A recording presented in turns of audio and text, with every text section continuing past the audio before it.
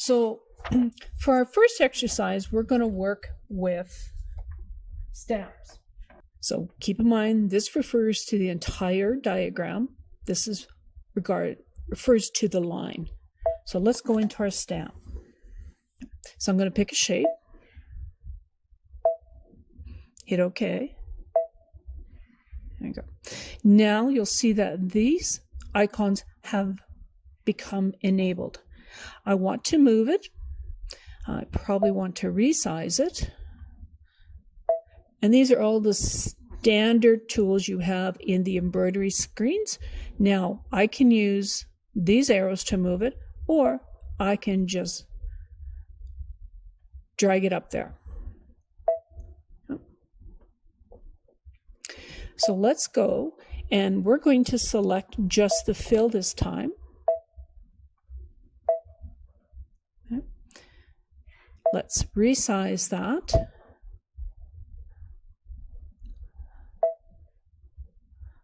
And now I want to move it over here. And let's pick one more stamp.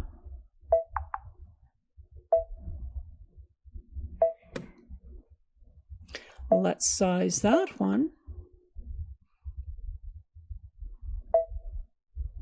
Get it relatively the same. There. So one of the things you don't want to do is have your objects overlapping, because then you cannot select the individual ones. So now we have 3 objects on here. If I tap on the first one, my line is enabled. So let's pick. Okay, so for my line settings, so I've picked on here. Now we'll notice that we have our zigzag, our triple stitches, our running stitch. This is our running triple, candle wicking, and a chain stitch. You can also select some other different ones, but those are the typical 4 that we use. Okay. Now if I go next, it's going to bring up some further options for my lines. So now this is typically your direction. Most satin stitches will have a direction to it. We can change that. We can actually do it manual if you want to change the degrees on it. I would recommend, until you're comfortable with changing the direction, to leave it on auto. This is the density. So if you're doing a zigzag or a satin stitch on the edge, maybe when you get to the corners, it might be a little too thick. You may have to bump down the density, and it's only going to allow you to go, it's usually that 20%, 10 up or 10 down. And this is the pull compensation. So in my previous video where I talked about the foundations of machine embroidery, this is when you're doing your zigzag, how are the stitches pulling the fabric. Now this is a very good default. This is one of the recommended default. So if you're working with something that is not cotton, you may need to increase this or decrease this. And I'm thinking specifically for knits. Okay. Okay. Undersewing. Undersewing is very, very important. It's the foundation of all embroidery. You'll notice when you go to embroider anything out, they usually do a running stitch, then they may do another very big zigzag. Those provide the foundation for your satin stitches to sit on. It is super important to have. Okay. So that's all the options you have for doing a line. So we're going to go back, and we want to select our objects now. So I'm just going to go into the line properties a little more here. So blanket stitch for this one, very standard. That almost looks like a blind hem. Here's where we can select some of the fancier stitches that we may want to outline our applique in, or our embroidery. We're on the second screen. We've set our lines. Now you'll notice that these arrows up here have become enabled. Now I have a highlight or a red box around this object. It is now active. Now if I hit the next one, there goes to the line in that. And I'm going through all the options on that one. I know it's a little, now I'm at this object, back to this object. So remember that this object was an outline with a fill on it. Now if I hit the arrow again, now I'm going to the outline. I have my options there. Here's the stitches. There's a slight red line there. There we go. Now this is just a fill. So what you do is you want to keep hitting forward or back until you get the red line around the active object. So my active object is my middle one, which is only a fill. So again, if I tap on there, the direction, typically a fill works at a 45-degree angle. That way you get that very nice shadowing of the zigzag in there, but there may be times that you want to have it at a 90-degree. You're in control of how you want your embroidery to look. Density, standard 100%. The push-pull compensation again that we talked about, especially with knits, this is really important. You may want to lessen the pull compensation on a knit. And undersewing. We always need to have undersewing on there. So it will do an outline stitch on here, provide the foundation for your satin stitches to sit on. Wait for the machine, it's processing. Okay, so this is my active object.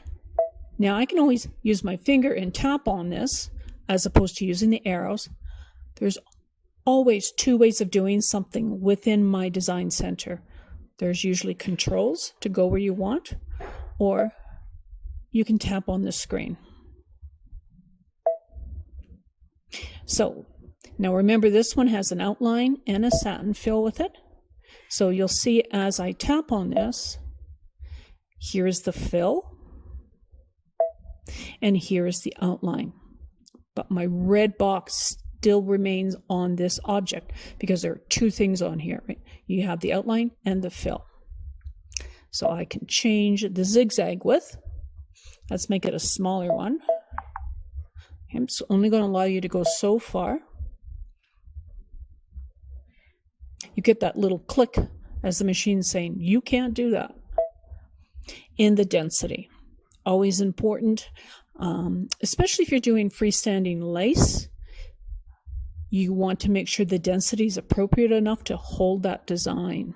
Okay, so if I go back up to my first object, I just tapped once on it. Again, we had set everything in here. This is just the satin stitch here for this object. Okay, so now I have set everything.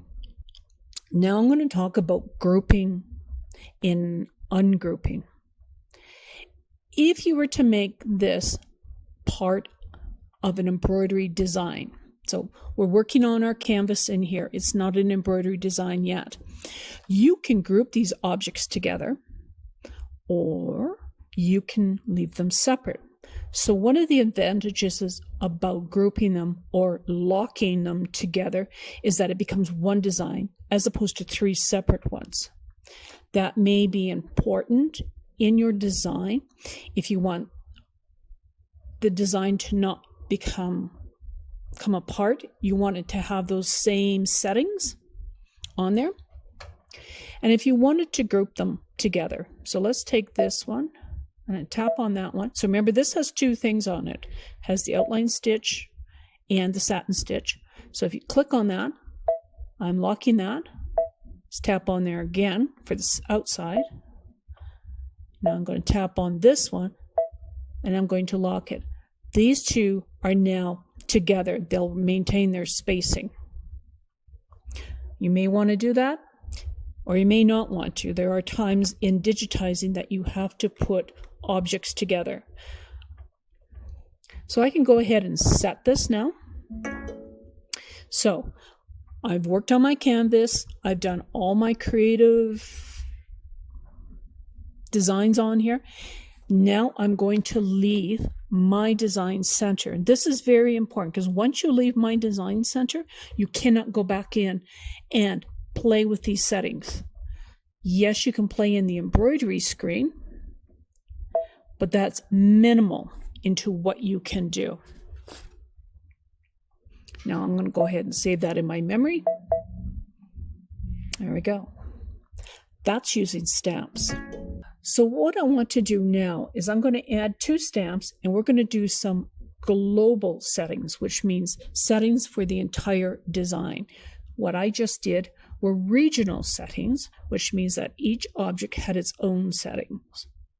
Right. So let's add the stamps again. So I'm going to do a basic, let's pick this one this time. I'm going to make these smaller.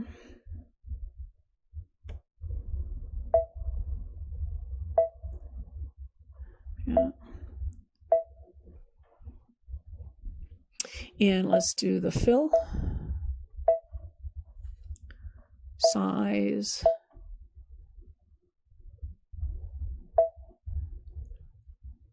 There. Okay, so let's go next.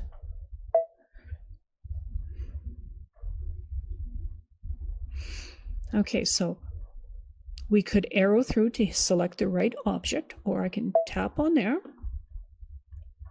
I'm going to highlight the stitch. And let's make it the chain. Blue.